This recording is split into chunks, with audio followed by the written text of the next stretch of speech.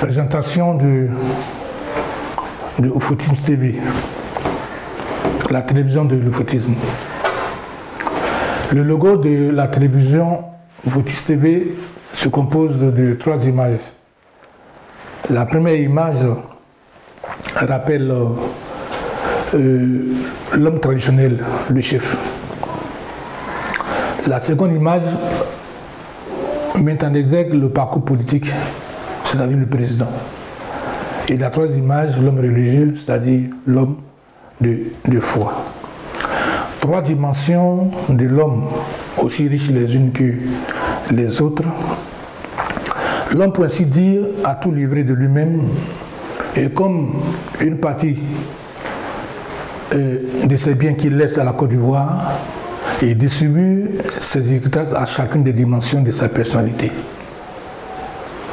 On y est, est-ce un culte de la personnalité?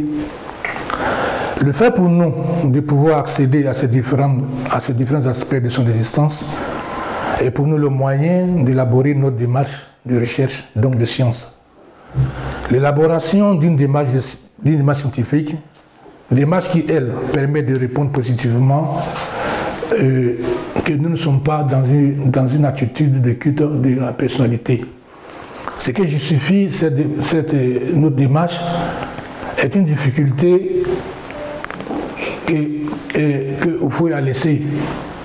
En effet, nous le savons, Oufoué n'a pas écrit. Ne le faisant pas, il s'offre lui-même en lecture, et surtout une lecture libre où chaque lecteur est amené à exprimer sa conscience propre, qui, elle, reste son propre juge. En fait, l'histoire de Fauboyens démontre éloquemment qu'Oufoué a passé sa vie sur le terrain, sur le théâtre des opérations, c'est-à-dire là où se livrait le combat pour construire le devenir de son peuple. Son vécu se fait de ce fait, c'est qu'il écrit et laisse en lecture. Voilà comment à nos démarches s'est imposée l'exploration de ces parcours que nous avons illustrés par ces 3 images. Le chef canton, le traditionnaliste, la politique, le chef de l'État, le religieux, l'homme de foi. La démarche de recherche vise, pour ainsi dire, l'homme en entier et vient justifier le regard de la science, de toute la science de l'homme, c'est-à-dire la philosophie, la sociologie, l'anthropologie, l'histoire et enfin la théologie. Il est devenu évident qu'en réalité, Oufoué a toujours écrit, puisque sa vie se laisse en lecture. En disant qu'il n'a pas écrit, il faisait simplement allusion à la façon d'écrire des hommes. Il suffit, pour comprendre ce que j'ai dit quand je parle du théâtre des opérations, là où se livre le combat pour construire le devenir de son peuple, effectivement, en le comprenant, on se retrouve ramené à ce qu'il inspire dans l'identité de l'Ivoirien. Je pense au devoir que l'Ivoirien a d'être modèle de l'expérience promise à l'humanité.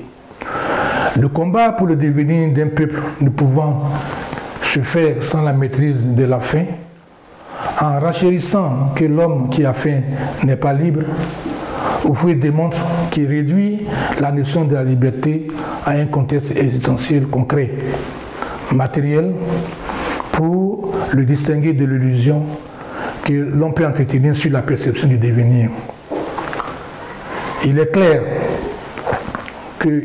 c'est la maîtrise de la notion de liberté qui rend définissable l'idée d'une politique, donc de la gestion de l'existence des hommes. La gestion de l'existence maîtrisée exigence. La gestion de l'existence maîtrisée, Oufoué peut valablement être saisi comme celui qui conduit son peuple à une existence meilleure. Donc, voilà un peu la présentation de la télévision Oufoutisme TV. Donc, 3 images, le chef traditionnel, l'homme politique et le président, le chef de l'État, et l'homme religieux, c'est-à-dire l'homme de foi.